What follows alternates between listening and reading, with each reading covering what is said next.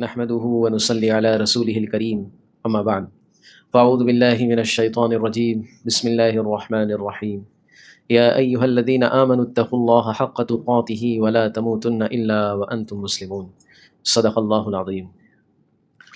محترم حاضرین جمعہ، بزرگ و دوستو اور میرے عزیز ساتھیوں، گزشتہ تقریباً 3 جمعہ سے ہم حضرت علی و فاطمہ، حضرت حسن و حسین رضی اللہ عنہم کی سیرت کو سن رہے تھے، جس میں ان کی سخاوت، ان کی دریا دلی، ان کی بہادری اور ان کے کچھ حیرت انگیز واقعات ہم نے سنے۔ اب ہم اصل اپنے ٹاپک پر آتے ہیں کہ اللہ کے نبی صلی اللہ علیہ وسلم کے اس دنیا سے وصال کر جانے کے بعد حضرت ابو بکر کا دور آیا۔ حضرت ابو بکر خلیفہ اول بنے۔ پھر حضرت ابو بکر کے انتقال کے بعد حضرت عمر رضی اللہ عنہ کا دور آیا۔ حضرت عمر رضی اللہ عنہ کے دور میں اسلام پورے دنیا کے اعتبار سے بہت دور دراز تک پھیلا۔ ملک شام، سیریا سے لے کر کے آج کا جو موجودہ بلوچستان ہے وہاں تک اسلام کا جھنڈا لہرایا۔ حضرت عمر کی شہادت ہوئی، حضرت عثمان کا دور آیا۔ حضرت عثمان تیسرے خلیفہ بنے۔ ان کے خلافت میں بھی اسلام کی بہت توسیع ہوئی، بہت انجانے علاقوں میں اسلام پہنچا۔ اور پھر جب ان کی شہادت ہوئی ہے، وہاں سے ایک بہت عظیم فتنہ اٹھا، جو فتنہ جو ہے حضرت حسین کی شہادت کا بھی ذریعہ بنا ہے۔ تو وہ ہماری بات چل رہی تھی جس میں حضرت علی کے دور خلافت کو ہم نے سنا۔ یہ تینوں خلیفہ، حضرت ابو بکر، حضرت عمر، حضرت عثمان، ان کی خلافت کے دور میں اسلام کی توسیع ہو رہی تھی، اسلام پھیل رہا تھا۔ لیکن حضرت علی رضی اللہ عنہ کے دور میں ایسے فتنے برپا ہوئے، اللہ کی طرف سے ہم کو اور قیامت تک کے لوگوں کو یہ دکھلانا تھا کہ صرف ایک ہی دور تھوڑی ہوتا ہے، دور تو بدلی ہوتے رہتے ہیں۔ تو ہر دور کے اندر ہم دین اسلام پر چلے، ہر دور کے اندر ہماری رہبری ہو۔ اس لیے حضرت علی کا دور اس طرح اللہ رب العزت نے رکھا تکوینی طور پر۔ حضرت علی رضی اللہ عنہ کے دور میں جو فتنے کی جڑ تھی وہ یہ تھی کہ حضرت عثمان کی جو شہادت ہوئی تھی، ہم سے یہ سن چکے ہیں، صرف میں یاد دہانی کے لیے دہرا رہا ہوں۔ تو بعض لوگوں کا یہ کہنا تھا کہ حضرت عثمان کی شہادت کا انتقام لیا جائے۔ لیکن انتقام کس سے لیا جائے؟ سامنے والے بھی مسلمان ہی تھے، اگرچہ کچھ منافقوں کی چال میں آ کر، سازشوں میں آ کر ان کے ذہن تبدیل ہو گئے تھے۔ تو حضرت علی رضی اللہ عنہ کا کہنا یہ تھا کہ حضرت امیر معاویہ سے کہ آپ پہلے میری جو ہے نا بیعت کو قبول کر لیں، آپ میری خلافت کو قبول کر لیں، ہم مل کر جو ہے حضرت عثمان کا انتقام لیں گے۔ تو وہ کہتے تھے نہیں، پہلے آپ انتقام لو، پھر ہم آپ کی خلافت کو تسلیم کریں گے۔ یہی ایک جو ہے نا اجتہادی خطا ہوئی حضرت امیر معاویہ سے۔ اسی لیے ہم یہ نہیں کہیں گے کہ امیر معاویہ رضی اللہ عنہ باطل پر تھے، بلکہ خطا ہوئی ہے۔ خطا اور باطل میں فرق ہوتا ہے۔ حدیث میں آتا ہے، اللہ کے نبی صلی اللہ علیہ وسلم نے اجتہاد کے متعلق فرمایا کہ اگر کوئی شخص جو علم رکھتا ہے، جو اہل علم میں سے ہے، اور اس نے کسی چیز میں اس سے خطا ہو گئی، کسی مسئلے کے بتانے کے اندر خطا ہو گئی، تو اب اس کو 1 ثواب ملے گا، اور جس نے مسئلہ صحیح بتایا اس کو 2 ثواب ملیں گے۔ اور باطل کا مطلب یہ ہے کہ اگر جان بوجھ کر کوئی غلطی کر رہا ہے، اللہ کی نافرمانی کر رہا ہے، لوگوں میں اختلاف ڈال رہا ہے، تو اس کو جو ہے اس غلطی پر اللہ رب العزت کی طرف سے پکڑ ہوں گی۔ اور ایک آدمی اجتہادی طور پر کہ اس کے سمجھ میں نہیں آ رہا یہ، لیکن ہے وہ مخلص، ہے وہ ایمان والا، ہے وہ اللہ کا بندہ، اللہ سے ڈرنے والا ہے، لیکن اس کے سمجھ میں وہ چیز نہیں آ رہی ہے، تو اس کو خطا کہیں گے۔ بہرحال تو حضرت امیر معاویہ رضی اللہ عنہ اور حضرت علی رضی اللہ عنہ کے درمیان میں اختلاف ہوا، جس کی وجہ سے بہت ساری جنگیں بھی ہوئی۔ وہ جنگوں کے ذکر کرنے کا موقع نہیں ہے، بہت لمبی چلے گی وہ باتیں۔ بہرحال حضرت علی کی بھی شہادت ہو گئی، اور جب حضرت علی پر قاتلانہ حملہ ہوا، اسی دن حضرت امیر معاویہ پر بھی حملہ ہوا تھا۔ تو میں نے آپ کو کہا تھا، یاد ہوگا، تو خوارج ایک طبقہ نکلا جو بڑا اپنے آپ کو دیندار سمجھتا تھا، اور وہ حضرت علی اور صحابہ کرام سے بھی جو ہے ڈیبیٹ کرتے تھے، وہ مناظرہ کرتے تھے، اور صحابہ کرام کو قرآن سمجھاتے تھے۔ وہ حالانکہ وہ صحابی نہیں تھے، خود وہ غیر صحابی تھے، اللہ کے نبی صلی اللہ علیہ وسلم کو ان لوگوں نے نہیں دیکھا تھا، خوارج نے، لیکن وہ صحابہ سے اپنے کو اوپر سمجھتے تھے اور صحابہ کرام کو حقیر سمجھتے تھے۔ انہوں نے حضرت علی رضی اللہ عنہ کو شہید کیا، ان لوگوں نے۔ بہرحال حضرت علی رضی اللہ عنہ جب زخمی ہوئے تھے، تو جو مخلص ایمان والے تھے انہوں نے حضرت علی سے پوچھا، کیا ہم حضرت حسن کو آپ کے بعد خلیفہ بنائیں؟ حضرت علی سے پوچھا، لیکن حضرت علی کو یہ معلوم تھا کہ اگر میں کہوں گا تو یہ بنا ہی دیں گے، تو میں یہ نہیں چاہتا کہ زور زبردستی سے میرا بیٹا بھی خلیفہ بنے، کیونکہ جو زور زبردستی سے بنے گا وہ خلیفہ نہیں بنے گا، وہ بادشاہ بنے گا۔ تو حضرت علی نے کہا کہ میں نہ تم کو اس بات کا حکم دیتا ہوں کہ حسن کو خلیفہ بناؤ، اور نہ اس بات کا حکم دیتا ہوں کہ اس کو مت بناؤ۔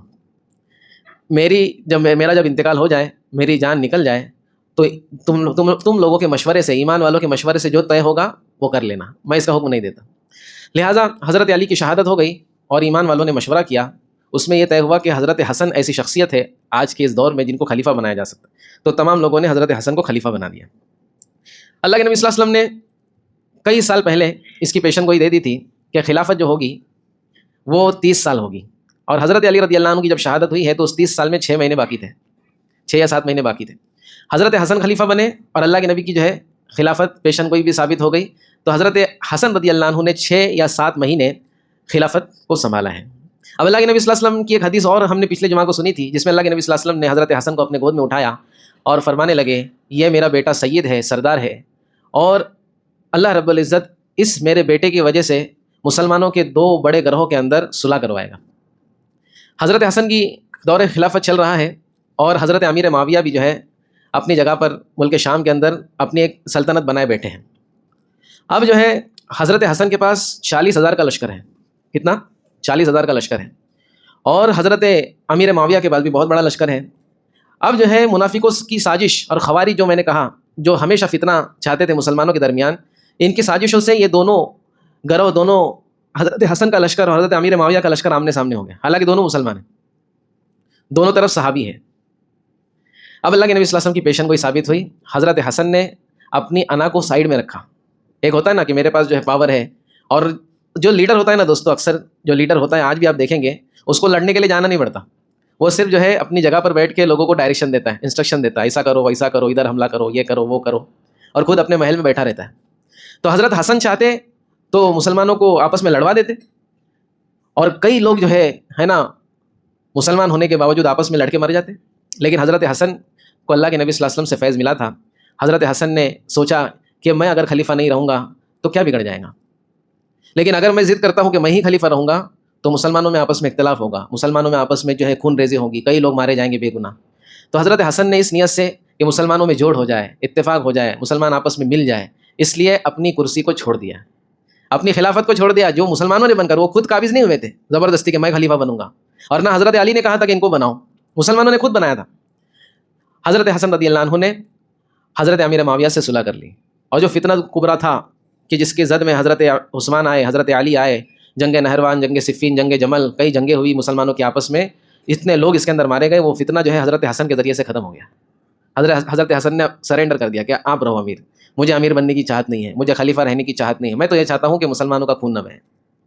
لہٰذا حضرت حسن رضی اللہ عنہ نے دستبرداری اختیار کر لی، حضرت امیر معاویہ بن گئے، اس وقت کے جو ہے نا حاکم بن گئے۔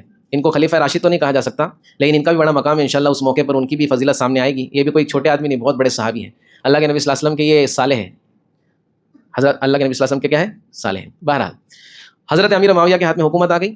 اب جو ہے حضرت حسن اپنی زندگی گزارنے لگے، اور پورے جو ہے نا اسلام کا جو پرچم آ گیا حضرت امیر معاویہ کے ہاتھ میں آ گیا، پورا کنٹرول۔ اب پھر سے اسلام کی توسیع والا عمل شروع ہو گیا۔ اب یہ جو یورپ کا علاقہ ہے، یورپ کا علاقہ حضرت امیر معاویہ کے زمانے میں فتح ہوا ہے، ترکستان تک جو ہے، ترکی وغیرہ ہے، وہاں تک حضرت امیر معاویہ کے دور میں اسلام پہنچا ہے، اور ایک بہت بڑا علاقہ جو ہے حضرت امیر معاویہ کے ذریعے سے مشرف اسلام ہوا۔ اب یہاں پر حضرت حسن رضی اللہ عنہ تو مدینہ کے اندر، اور مدینہ اور کوفہ جو ہے ان کا آنا جانا ہوتا تھا، یہاں پر جو ہے حضرت حسن اپنی ایک سوئی کی زندگی گزارنے لگے، اور جو ہے جتنی دین کی خدمت ہو سکتی تھی وہ کرنے لگے۔ لیکن پھر حضرت حسن کی جو ہے نا آخری ایام آئے، آخری دور آیا، حضرت حسن رضی اللہ عنہ کو بہت سارے موقعوں پر زہر دیا گیا۔ مختلف روایتیں کس نے دیا، اس مسئلے میں ہم نہیں جاننا چاہتے کہ کس نے زہر دیا، لیکن یہ بھی جو ہے کام خوارج ہی کا تھا۔ تو پہلی مرتبہ حضرت حسن کو زہر دیا گیا، تو حضرت حسن نے حکیم سے رابطہ کیا، تو اس نے بتایا کہ آپ کے جسم میں زہر ہے، جو علامات ہے، جو سمٹمس ہیں، جو آپ کے جسم پہ نظر آ رہے ہیں، یہ زہر کا اثر ہے۔ تو حضرت حسن چوکنا ہو گئے، پھر دوبارہ زہر دیا گیا، پھر حالت خراب ہو گئی حضرت حسن کی، بہت زیادہ جو ہے نا ان کی طبیعت ناساز ہو گئی، پھر وہ زہر کا اثر اترا۔ تیسری مرتبہ ایسا زہر دیا گیا، روایت میں آتا ہے کہ جس سے جب وہ زہر کا اثر دکھنے لگا تو ان کو بار بار خون کی الٹیاں ہوتی تھیں، بہت زیادہ بیمار پڑ گئے۔ حضرت حسین رضی اللہ عنہ نے اپنے بھائی سے کہا کہ آپ کو کسی پہ شک ہے؟ تو کہنے لگے ہاں مجھے شک ہے کہ کون مجھے زہر دیتا ہے، میں اس کو جانتا ہوں۔ تو حضرت حسین جو ہے تلملا اٹھے اور کہنے لگے آپ بتاتے کیوں نہیں، بتاؤ کون ہے وہ۔ تو حضرت حسن نے کہا کہ اگر میں نے تجھ کو بتا دیا اور میں شک کی بنیاد پہ بتا رہا ہوں اور وہ نہ ہوا تو بغیر وجہ کے کوئی بے گناہ جو ہے اس کو سزا دی جائے گی، اور اگر میں جو سوچ رہا وہی ہے جس نے میرے کو زہر دیا ہے تو پھر تجھ سے بہتر اللہ اس کا انتقام لینے والا ہے، میں دیکھ لوں گا آخرت میں۔ دیکھو کیسے لوگ تھے دوستو، پاور ہونے کے باوجود، طاقت ہونے کے باوجود، کر گزر جانے کے باوجود، ہمت ہونے کے باوجود کیسے اپنے لیے جو ہے نا اللہ کے نبی صلی اللہ علیہ وسلم کی راہ جو ہے نا زندگی کو اختیار کیا. یہ سب جو اثرات تھے اللہ کے نبی کی زندگی کے تھے. حضرت عمر کا بھی ایسی واقعہ میں نے آپ کو بتایا تھا کہ ابو لولو فیروز نامی ملعون نے حضرت عمر کو شہید کرنے سے پہلے کہا تھا کہ آپ کے لیے تو ایسا خنجر بناؤں گا کہ دنیا یاد رکھے گی. حضرت عمر نے کہا تھا کہ تو بڑا ماہر ہے خنجر بنانے میں, میرے لیے بھی ایک بنانا. تو اس نے بطور طنز کے کہا تھا آپ کے لیے تو ایسا بناؤں گا نا خنجر پوری دنیا یاد رکھیں گی. تو حضرت عمر سمجھ گئے میرے کو دھمکی دے رہا ہے. اس کے جانے کے بعد حضرت عمر نے جو وہاں پہ صحابی تھے کہنے لگے یہ جو ہے مجھے دھمکی دے کر گیا. تو بولے کیا اسے قتل کر دے؟ بولے نہیں, اگر اس نے ایسی چیز جو میں سمجھ رہا ہوں وہ نہ ہو تو بلا وجہ جو ہے بیچارہ قتل ہو جائے گا.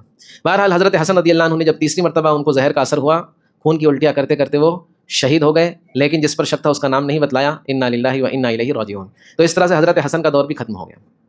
اب جو ہے حضرت حسن و حسین رضی اللہ عنہم کی جو میں نے فضیلت بتائی تھی وہ ساتھ ہی میں بتائی تھی. انشاءاللہ آئندہ جمعہ کو ہم سمجھیں گے کہ حضرت حسین کے ساتھ واقعہ کربلا کیوں پیش آیا.